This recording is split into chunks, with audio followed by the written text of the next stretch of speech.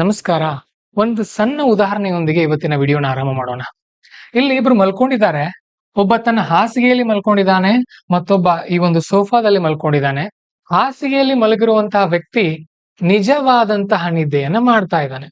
ಮತ್ತೊಬ್ಬ ಅವನಿಗೇನೋ ಕೆಲಸ ಹೇಳ್ತಾರ ಅನ್ನೋ ತರ ಅವನು ಕೃತಕವಾಗಿ, ಅಂದ್ರೆ ಅವನಿಗೆ ನಿಜವಾದ ನಿದ್ದೆ ಬಂದಿಲ್ಲ, ಮಲಗಿರೋ ಹಾಗೆ ಆತ ಏನ್ ಮಾಡ್ತಾ ಇದ್ದಾನೆ, ನಟಿಸ್ತಾ ಇದ್ದಾನೆ. ಓಕೆ, ಸೊ ಈಗ ನೀವು ಇಬ್ರನ್ನು ಹೋಗಿ ಎಚ್ಚರಿಸಿದಾಗ ಯಾರು ಎಚ್ಚರ ಆಗ್ತಾರೆ ಹೇಳ್ರಿ? ಇವನನ್ನ ಹೋಗಿ ನೀವು ಒಂದೇ ಬಾರಿಗೆ ಒಂದ್ ಸಾರಿ ಇವನ್ ಮೇಲೆ ಕೈ ಇಟ್ಟು ಹೀಗೆ ಅಲಗಾಡಿಸಿದ್ರೆ ಸಾಕು, ಈತ ಎದ್ದು ಕೂತ್ಕೊಳ್ತಾನೆ. ಬಹುಶಃ ಏನೋ ಕೆಲಸ ಇರಬಹುದು, ನನ್ನನ್ನು ಯಾಕೋ ಕರಿತಾ ಇದಾರೆ, ಏನೋ ಆಗಿದೆ ಅಂತ ಹೇಳಿ.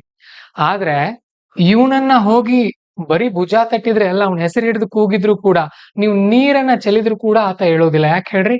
ಆತ ನಟಿಸ್ತಾ ಇದ್ದಾನೆ. ಅವನಿಗೆ ಗೊತ್ತು ಜಗತ್ನಲ್ಲಿ ಏನಾಗ್ತಾ ಇದೆ ಅಂತ, ಅವನ ಸುತ್ತಮುತ್ತ ಏನಾಗ್ತಾ ಇದೆ ಅಂತ. ಆದ್ರೂ ಕೂಡ ಆತ ಏನ್ ಮಾಡ್ತಾ ಇದ್ದಾನೆ? ನಟಿಸ್ತಾ ಇದ್ದಾನೆ. ನಾನು ಈ ಉದಾಹರಣೆ ಯಾಕೆ ಹೇಳಿದೆ ಗೊತ್ತಾ? ಇವತ್ತಿನ ದಿನಮಾನದಲ್ಲಿ ಇಂಗ್ಲಿಷ್ ಇಲ್ಲ ಅಂತ ಅಂದ್ರೆ ಜೀವಿಸೋದು ತುಂಬಾ ಕಷ್ಟ, ಉದ್ಯೋಗ ಸಿಗೋದು ತುಂಬಾ ಕಷ್ಟ. ಇದು ಗೊತ್ತಿದ್ರೂ ಕೂಡ ಎಷ್ಟೋ ಜನ ಯುವಕ ಯುವತಿಯರು ಇಂಗ್ಲಿಷ್ ಅನ್ನ ಕಲಿತಾ ಇಲ್ಲ. ಕಲೀಲಿಕ್ಕೆ ಪ್ರಯತ್ನ ಪಡ್ತಾ ಇದೀವಿ ಅಂತ ಹೇಳ್ತಾರೆ, ಬಟ್ ನಿಜವಾದ ಪ್ರಯತ್ನವನ್ನ ಮಾಡ್ತಾ ಇಲ್ಲ. ನಿಜವಾದ ಪ್ರಯತ್ನ ಮಾಡ್ತಾ ಇದ್ರು ಕೂಡ ಯಾಕೆ ಇಂಗ್ಲಿಷ್ ನಿಮಗೆ ಬರ್ತಾ ಇಲ್ಲ? ಅದೆಲ್ಲವನ್ನು ಕೂಡ ಇವತ್ತಿನ ವಿಡಿಯೋದಲ್ಲಿ ಡಿಸ್ಕಸ್ ಮಾಡೋಣ. Hello students, welcome to Panchajanya IAS. ಇಲ್ಲಿ ಪ್ರಾಬ್ಲಮ್ ಏನಾಗಿದೆ ಅಂತ ಅಂದ್ರೆ, ನೀವು ಇಂಗ್ಲಿಷ್ ಕಲಿಬೇಕು ಅಂತ ಅಂದ್ರೆ ಓದ್ಬೇಕು, ಅದ್ರ ಬಗ್ಗೆ ಆಳವಾದಂತ ಅಧ್ಯಯನ ಮಾಡಬೇಕು, ಮಾಡಿರುವಂತಹ ಅಧ್ಯಯನವನ್ನ ಪುನರ್ಮನನ ಮಾಡ್ತಾ ಇರ್ಬೇಕು. ಆದ್ರೆ ನೀವು ಇಂಗ್ಲಿಷ್ ಕಲಿಯುವಂತಹ ನೆಪದಲ್ಲಿ ಮೊಬೈಲ್ ತೆಗೆದುಕೊಳ್ತೀರಿ, ಅನವಶ್ಯಕವಾದಂತಹ ಸೋಷಿಯಲ್ ಮೀಡಿಯಾದಲ್ಲಿ ನಿಮ್ಮ ಸಮಯವನ್ನ ಹಾಳು ಮಾಡ್ತೀರಿ. ಈ ತರ ಆದ್ರೆ ಇಂಗ್ಲಿಷ್ ಹೇಗ್ ಕಲಿಯೋರು ನೀವು? ಬಹಳ ಬೇಡ, ನಿರಂತರವಾಗಿ ಒಂದು 3 ತಿಂಗಳು ನೀವು ಸಮಯ ಕೊಟ್ರಿ ಅಂದ್ಕೊಡ್ರಿ, ಇಂಗ್ಲಿಷ್ ತಾನಾಗೇನೆ ಬರುತ್ತೆ ನಿಮಗೆ. ಆದ್ರೆ ನಿಮ್ಮಲ್ಲಿ ಆ ಇಚ್ಛಾಶಕ್ತಿ ಇಲ್ಲ. ಯಾಕೆ? ಏನಾಗ್ತಾ ಇದೆ ಆ ಒಂದು ಇಚ್ಛಾಶಕ್ತಿಗೆ? ನಿಮ್ಮ ಅಂತಃಸತ್ವ ಬತ್ತಿ ಹೋಗಿದೆಯಾ?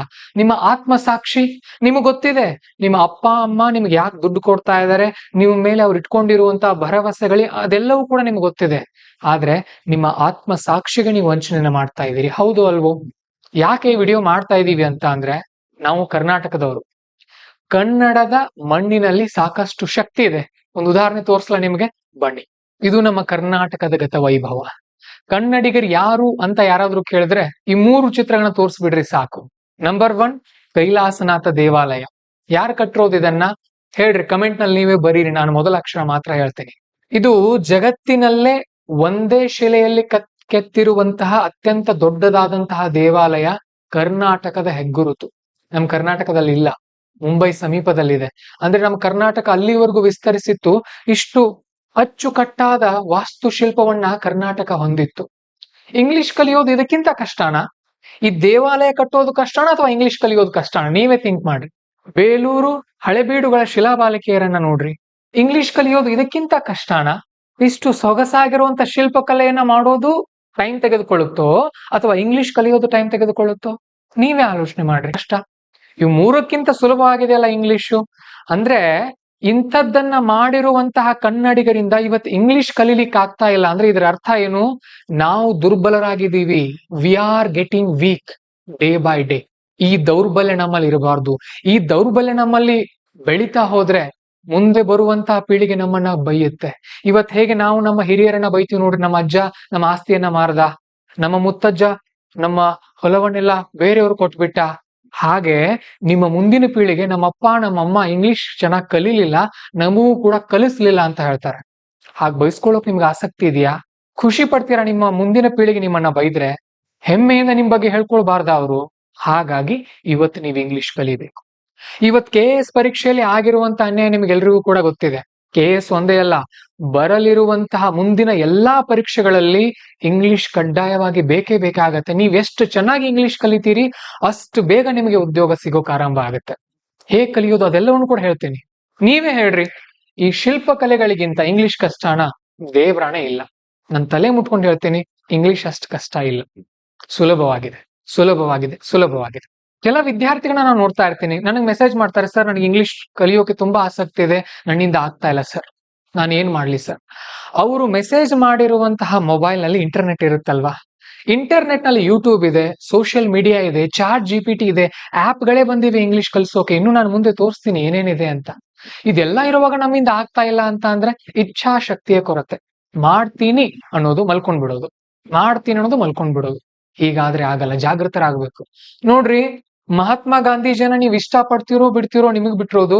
ಆದ್ರೆ ಮಹಾತ್ಮ ಗಾಂಧೀಜಿಯವರ ಇಂಗ್ಲಿಷ್ ಹೇಗಿತ್ತು ಅಂತ ಅಂದ್ರೆ ಬ್ರಿಟಿಷರೇ ಅದಕ್ಕೆ ಶಾಕ್ ಆಗ್ತಾ ಇದ್ರು ಅವರ ಬರವಣಿಗೆಯಿಂದ. ಅಷ್ಟು ವಿನಮ್ರವಾಗಿರ್ತಾ ಇತ್ತು ಅವ್ರ ಬರವಣಿಗೆ. ಅವ್ರ ಇಂಗ್ಲಿಷ್ ನಿಮ್ಗೆ ಓದಿದ್ರೆ ಅರ್ಥ ಆಗಲ್ಲ, ನಿಜ ಹೇಳ್ತೀನಿ, ನಾನೇ ಓದಿದ್ರೆ ಇವತ್ತು ನನಗೆ ಅರ್ಥ ಆಗಲ್ಲ. ಅಷ್ಟು ಅದ್ಭುತವಾದಂತ ಇಂಗ್ಲಿಷ್ ಮಹಾತ್ಮ ಗಾಂಧೀಜಿಯವರ ಬಳಿ ಇತ್ತು. ಆಗ ಏನು ಸೋಷಿಯಲ್ ಮೀಡಿಯಾ ಇತ್ತ, ಆಗ ಟೆಕ್ನಾಲಜಿ ಇಷ್ಟೊಂದು ಮುಂದುವರೆದಿತ್ತ. ಇಂತಹ ಒಬ್ಬ ಗಾಂಧೀಜಿ ಅಷ್ಟು ಚೆನ್ನಾಗಿ ಇಂಗ್ಲಿಷ್ ಆಗಿನ ಕಾಲದಲ್ಲಿ ಕಲ್ತಿದ್ರು ಅಂತ ಅಂದ್ರೆ ಇವತ್ ನಾವ್ ಯಾಕೆ ಕಲೀಲಿಕ್ಕೆ ಆಗ್ತಾ ಇಲ್ಲ? ಬಿಡ್ರಿ, ಮಹಾತ್ಮ ಗಾಂಧೀಜಿ ನಿಮ್ಗೆ ಇಷ್ಟ ಇಲ್ಲ, ಬನ್ನಿ ವಿವೇಕಾನಂದ್ರ ಹತ್ರ ಬನ್ರಿ. ವಿವೇಕಾನಂದ್ರ ಇಂಗ್ಲಿಷ್ ಕೂಡ ತುಂಬಾ ಚೆನ್ನಾಗಿತ್ತು. ಚಿಕಾಗೋದಲ್ಲಿ ಮಾಡಿರುವಂತ ಭಾಷಣ ಆರಂಭ ಆಗೋದೇ ಇಂಗ್ಲಿಷ್ ನಿಂದ. ಎಲ್ಲಿ ಹೋಯ್ತು ನಿಮ್ಮ ಶಕ್ತಿ?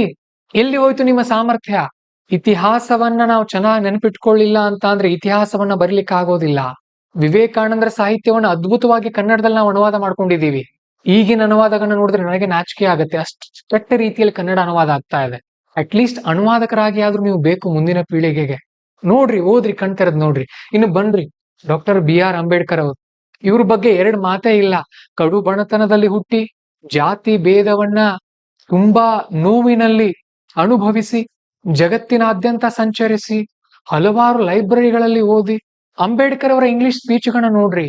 ನಿಮ್ಗೆ ಒಂದ್ ಮಾತು ಹೇಳ್ತೀನಿ, ಮಹಾತ್ಮರ ದಿನಾಚರಣೆಗಳು ಅಂತ ಅಂದ್ರೆ ಕೇವಲ ನಾವು ಸೌಂಡ್ ಬಾಕ್ಸ್ ಹಚ್ಚಿ ಡ್ಯಾನ್ಸ್ ಮಾಡೋದಲ್ಲ.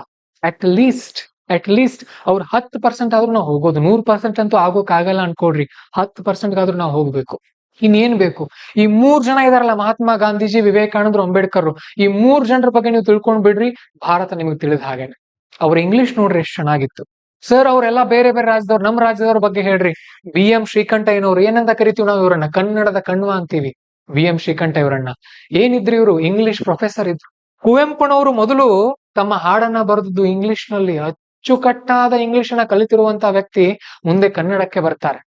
ಹಾಗಂತ ಕುವೆಂಪು ಅವ್ರಿಗೆ ಇಂಗ್ಲಿಷ್ ಬರ್ತಿರ್ಲಿಲ್ಲ ಅನ್ಕೊಳಿಕ್ ಹೋಗ್ಬೇಡ್ರಿ. ಮಹಾನ್ ಪಂಡಿತರು, ಹಾಡನ್ನೇ ಇಂಗ್ಲಿಷ್ ನಲ್ಲಿ ಬರೆಯುವಷ್ಟು ಸಾಮರ್ಥ್ಯವನ್ನ ಹೊಂದಿದ್ರು.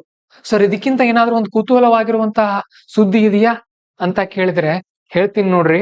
ಇವರು ಬಸವಪ್ಪ ಶಾಸ್ತ್ರಿಗಳು ಅಂತ, ನಮ್ಮ ಕರ್ನಾಟಕದವ್ರು. ಇವ್ರಿಗೆ ಇಂಗ್ಲಿಷ್ ಬರ್ತಾ ಇರ್ಲಿಲ್ಲ.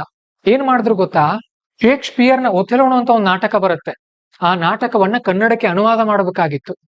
ಇಂಗ್ಲಿಷ್ ಬರುವಂತಹ ವ್ಯಕ್ತಿಯನ್ನ ಪಕ್ಕದಲ್ಲಿ ಕೂಡ್ಸ್ಕೊಂಡು ಇಂಗ್ಲಿಷ್ನಿಂದ ಆ ಒಂದು ವಾಕ್ಯಗಳನ್ನ ಓದಿಸಿ ಅದರ ಅರ್ಥವನ್ನ ತಿಳಿದುಕೊಂಡು ಕನ್ನಡದಲ್ಲಿ ಆ ನಾಟಕವನ್ನ ಶೂರಸೇನ ಚರಿತ್ರೆ ಅಂತ ಬರೀತಾರೆ. ನಮ್ ಹಿರಿಯರು ಇಂಥದ್ದೆಲ್ಲ ಮಾಡಿ ಹೋಗಿರುವಾಗ ನಾವಿವತ್ತು ಅಯ್ಯೋ ನನಗೆ ಇಂಗ್ಲಿಷ್ ಬರ್ತಾ ಇಲ್ಲ, ಅಯ್ಯೋ ನನಗೆ ಇಂಗ್ಲಿಷ್ ಬರ್ತಾ ಇಲ್ಲ, ನಾನು ಪ್ರಯತ್ನ ಪಡ್ತಾ ಇದ್ದೀನಿ ಅಂತ ಹಾಸಿಗೆಯಲ್ಲಿ ಮಲ್ಕೊಂಡು ಒದ್ದಾಡ್ತಾ ಇದ್ರೆ ಹೇಗ್ ಬರ್ಬೇಕ್ರಿ? ಅದು ಹೇಗ್ ಬರ್ಬೇಕು? ಇವರೆಲ್ಲ ಬೇಡ ಸರ್, ಹಳೆ ಕಾಲದವ್ರು ಇವರು, ಈಗಿನವ್ರ ಬಗ್ಗೆ ಎಕ್ಸಾಂಪಲ್ ಕೊಡ್ರಿ ಅಂದ್ರೆ ಬನ್ನಿ, ಅದನ್ನು ಕೂಡ ಕೊಡ್ತೀನಿ ನಾನು ನಿಮಗೆ.